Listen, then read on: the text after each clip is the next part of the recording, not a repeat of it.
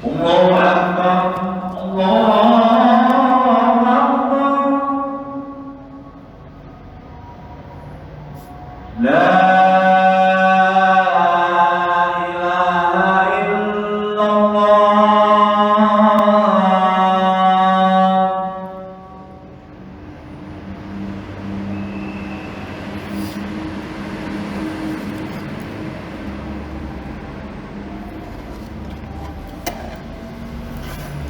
Alhamdulillahillati arsala rasulahu bil huda wa dinil haq liyudhhirahu ala dini kullihi wa kafa billahi syahida. Ashhadu alla ilaha illallah wahdahu la syarikalah wa ashhadu anna Muhammadan abduhu wa rasuluh. Allahumma shalli wa sallim ala sayyidina Muhammad wa ala alihi wa sahbihi ajma'in, amma ba'du. Faya ibadallah, usikum wa iyyakum bitaqwallah, faqad fazal muttaqun. Qala Allah ta'ala fi kitabil aziz, a'udzu billahi minas syaitonir rajim, bismillahirrahmanirrahim. Wal laili idza yahsa wa nahari idza tajalla wa ma khalaqad dzakara wal unsa inna sa'yakum lasatta. Alhamdulillah, segala puja dan puji hanya untuk Allah Subhanahu wa ta'ala, Zat yang maha suci serta satu-satunya Zat yang pantas mendapatkan pujian dari hambanya, Zat yang telah memberi hidayah dan menjalankan kaki kita sehingga kita bisa beribadah kepadanya. Karena itu sudah seharusnya kita berucap alhamdulillah dan menggunakan pemberian darinya untuk amalan-amalan yang diridhoinya. Salawat beserta salam semoga tercurahkan atas diri nabinya, Rasul akhir zaman Nabi Muhammad sallallahu alaihi wasallam, juga kepada keluarga dan para sahabat beliau radhiyallahu anhum, serta siapa saja yang mau mengikuti jejak mereka hingga akhir zaman nanti. Pada hari yang baik ini, khatib mengingatkan pada diri pribadi dan umumnya pada jamaah sholat Jumat, marilah kita senantiasa meningkatkan iman dan takwa kepada Allah Subhanahu wa ta'ala dengan menaati perintahnya dan meninggalkan larangannya. Dengan menaati perintah dan meninggalkan larangannya, semoga kita mendapat keselamatan hidup dunia dan akhirat. Ma'asyiral muslimin rahimakumullah.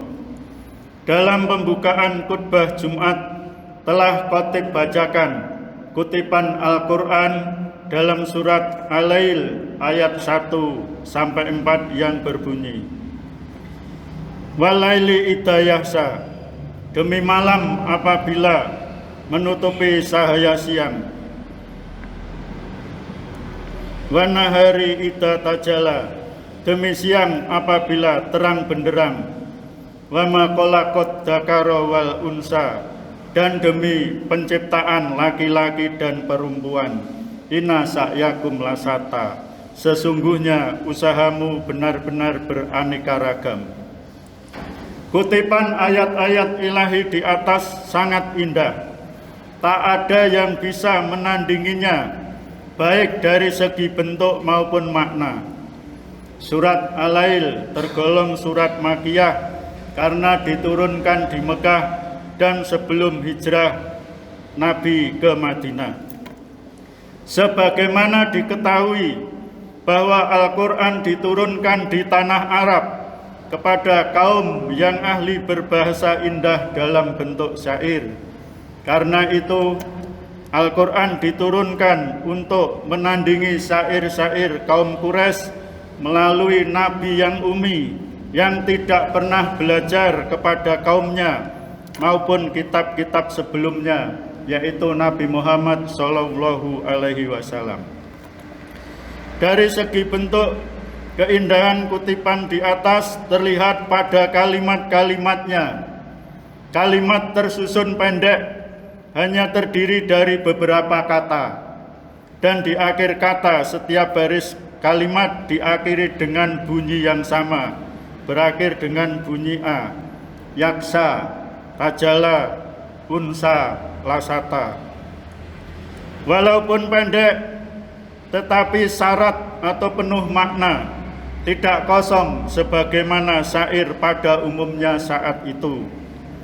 Ayat di atas dimulai dengan sumpah Allah atas nama waktu. Ada beberapa sumpah Allah atas nama waktu. Sumpah itu antara lain wal fajri, demi fajar, wa duka, demi waktu duka, wal asri, demi waktu asar, wa nahari, demi waktu siang, wal laili, demi waktu malam. Ayat-ayat di atas menggunakan sumpah wal laili, wan nahari.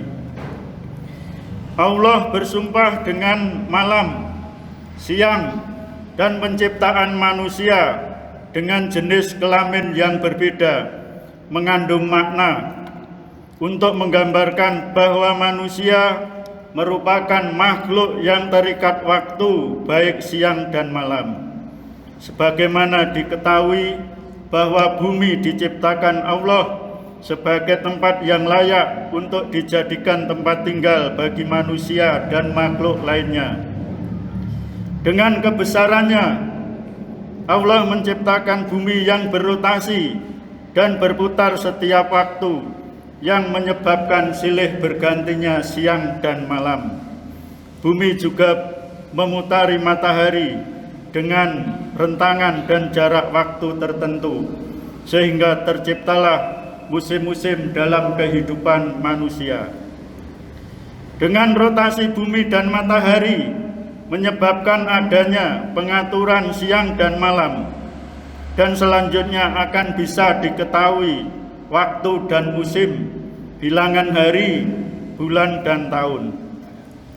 Seiring bergantinya siang malam secara terus-menerus, membuat tubuh dan bagian-bagiannya mengalami perubahan permanen yang tidak dapat dihindari. Tubuh dan bagian-bagiannya tidak bisa menguraikan, dan memberi nutrisi secara berkesinambungan. Akibatnya, tubuh yang dulu tegap menjadi lemah, berjalan guntai, dan perlu bantuan tongkat. Kulit yang dulu mulus kini keriput, rambut yang dulu hitam menjadi putih, menjadi tanda ketuaan. Pandangan menjadi kabur, badan menjadi bongkok. Yang dulu kuat bekerja sebagai pegawai negeri sipil atau wira swasta harus pensiun, duduk manis di kursi roda. Ini isyarat bahwa pergantian siang dan malam akan menghabiskan jatah umur kita. Pulsa hidup akan tergerus sedikit demi sedikit dan akhirnya akan habis. Ini isyarat bahwa manusia tidak akan terus-menerus hidup, tidak akan terus-menerus muda. Suatu saat kita harus pulang ke pangkuannya dan mempertanggungjawabkan semua yang kita lakukan semasa hidup. Memang manusia tidak akan mati kecuali rezeki terakhirnya habis. Rezeki terakhirnya adalah umur. Kalau rezeki umur seseorang masih ada, dimanapun dia berada, dia akan hidup, walau secara akal tidak bisa hidup. Misalnya terkatung-katung di tengah laut. Akan tetapi, walau di tempat aman, jika rezeki umurnya habis, dia akan mati.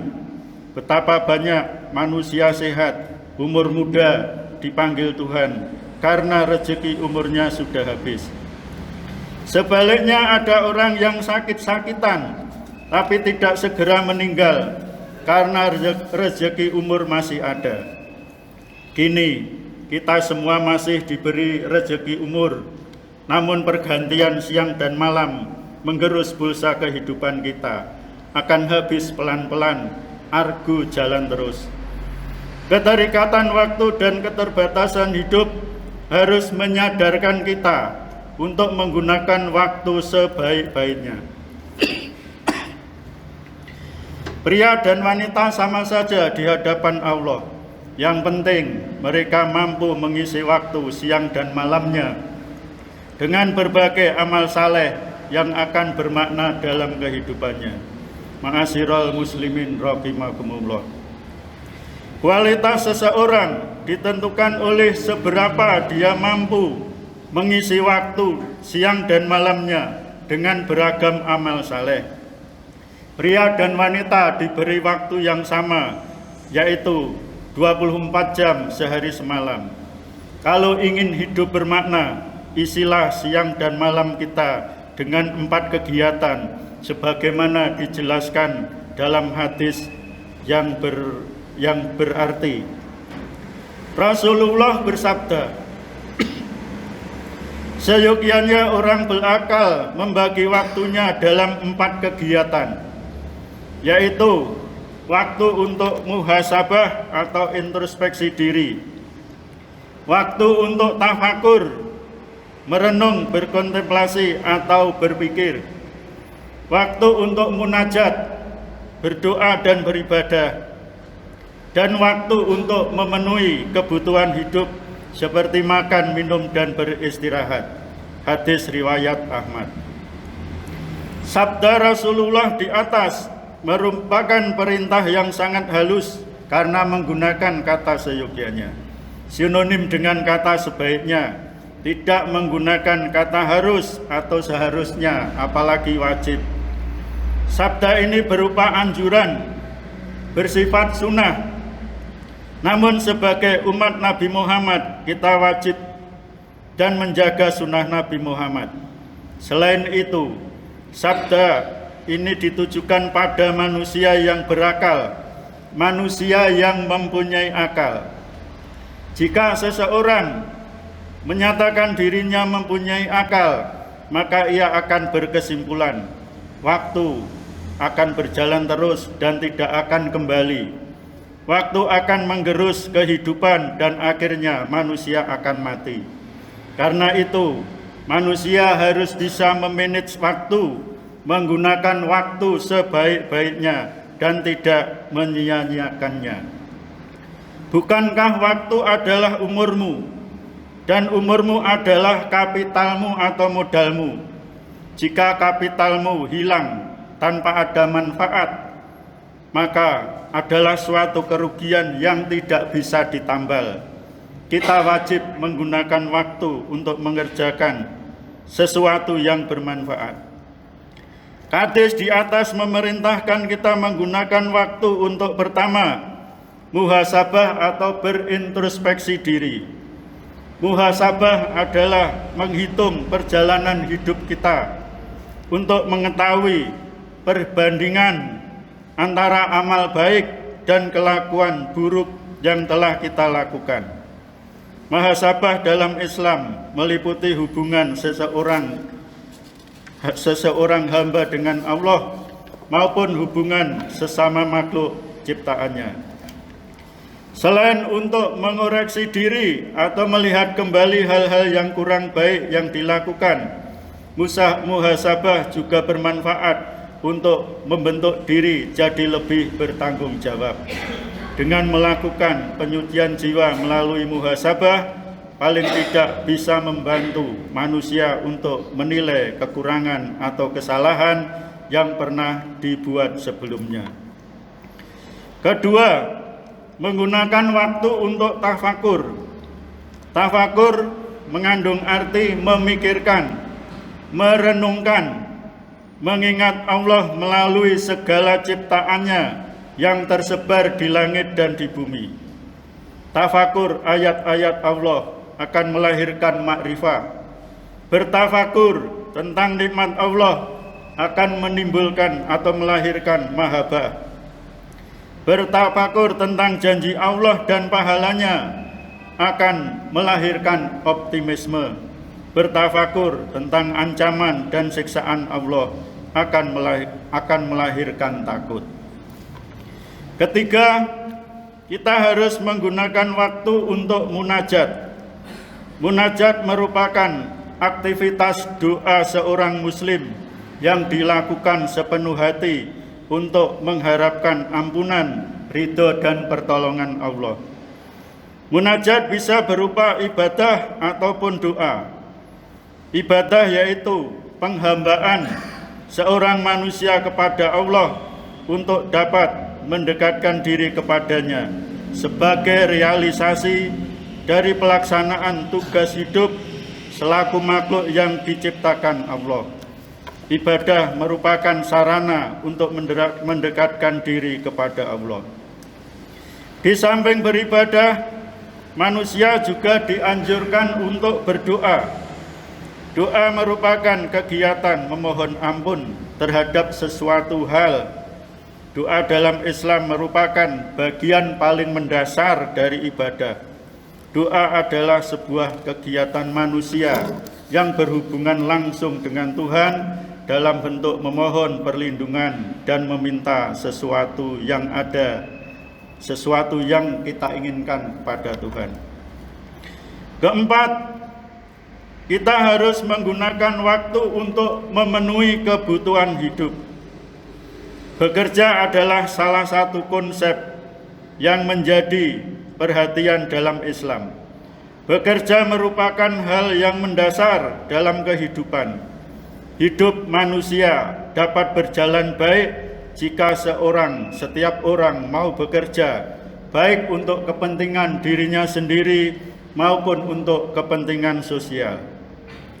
Dengan bekerja, seseorang dapat membangun kepercayaan dirinya. Seseorang yang bekerja tentu berbeda dengan orang yang tidak bekerja sama sekali atau pengangguran dalam masalah pencitraan dirinya. Bahkan dengan bekerja, seseorang akan merasa terhormat di hadapan orang lain. Karena dengan hasil tangannya sendiri, mereka mampu bertahan hidup. Sungguh berbeda dibandingkan dengan seorang pengemis atau yang selalu meminta belas kasihan orang lain. Bekerja malahan akan menaikkan derajat suatu bangsa di hadapan bangsa lain. Ma'asyiral muslimin rahimakumullah. Dengan mengisi waktu, Allah akan menilai proses suatu kegiatan, bukan hasilnya. Misalnya, saat sekolah kita tidak disuruh untuk lulus dengan nilai tinggi, tetapi disuruh untuk belajar dengan sungguh-sungguh. Kita tidak disuruh kaya, tetapi disuruh untuk bekerja keras. Dalam beribadah, jika belum bisa khusyuk atau ikhlas, janganlah meninggalkan ibadah, tetapi lakukan terus semampunya. Jika belum berhasil, jangan khawatir, sebab yang Allah nilai bukan hasilnya, melainkan usahanya. Dalam bahasa lain, kita harus istiqomah. Inilah yang dijelaskan dalam ayat berikutnya, inna sa'yakum lasata. Sungguh usahamu itu beraneka ragam. Hal senada dengan ayat ini disebutkan dalam surat Al-Insyirah ayat 7 dan 8. Fa'idha farogata fansab. Maka apabila engkau telah selesai dari sesuatu urusan, tetaplah bekerja keras untuk urusan yang lain. Wa ila rabbika farghab, dan hanya kepada Tuhanmu lah engkau berharap. Inti pesannya, Allah Subhanahu wa ta'ala mengawali firman-Nya dengan sumpah demi malam, demi siang, dan demi penciptaan laki-laki dan perempuan. Tujuannya untuk menggambarkan bahwa pria dan wanita akan berkualitas di hadapan Allah Subhanahu wa ta'ala kalau mereka mau mengisi siang dan malam dengan usaha-usaha yang diridhoinya. Barakallahu li wa lakum bil Qur'anil azim wa nafa'ani wa iyyakum bima fihi minal ayati wa dzikril hakim. Aqulu qouli hadza wastaghfirullahal adzim li wa lakum wa lisairil muslimina wal muslimat wal mu'minina wal mu'minat fastaghfiruhu innahu wal ghafurur rahim.